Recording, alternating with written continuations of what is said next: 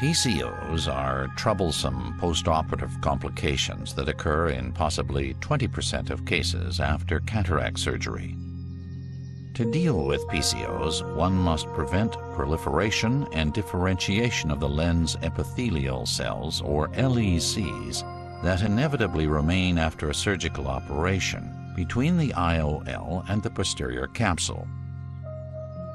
In the past, we attempted to do this by squaring off the edges of the IOLs sharply. However, this measure was not entirely successful, so we began looking for something better. Linola and others suggest that the IOL can be made to adhere to the posterior capsule using the natural action of adhesive proteins, LECs, and extracellular matrix. As you can see, this sandwich concept inhibits the proliferation and migration of LECs that might cause the formation of PCOs. We decided to modify the surface of the IOL to improve the absorption of adhesive proteins.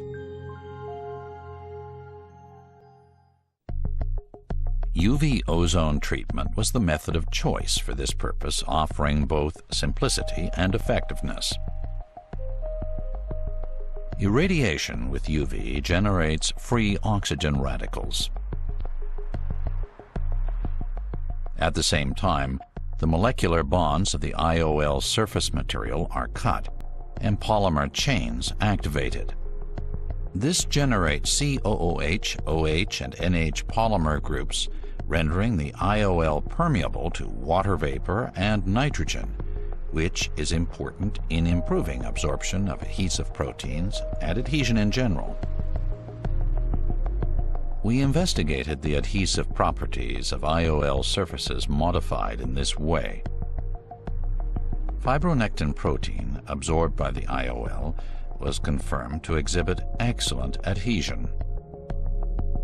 We took LECs from white rabbits and seeded both UV ozone-treated and untreated IOLs. Then, cultured for 6 hours, cleaned, and compared the residual LECs still remaining. The untreated IOLs were sparsely populated.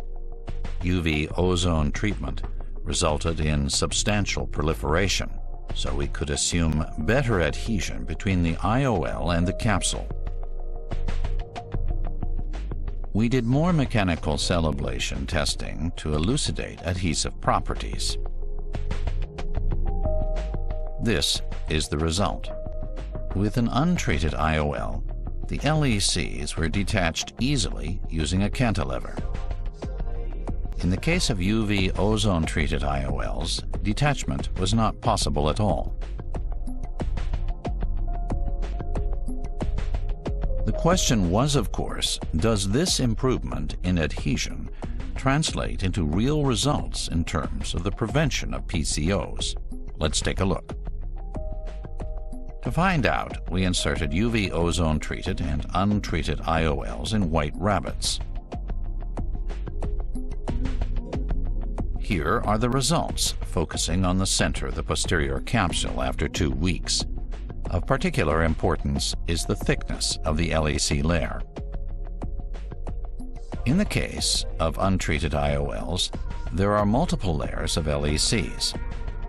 With the UV ozone-treated samples, the layer is very thin, and there's almost no evidence of PCO formation. Quantitative analysis shows clear differences. LEC thickness for UV ozone-treated IOLs was about 20 microns, about the same as the diameter of a single LEC. In other words, the IOL is adhering very closely to the posterior capsule.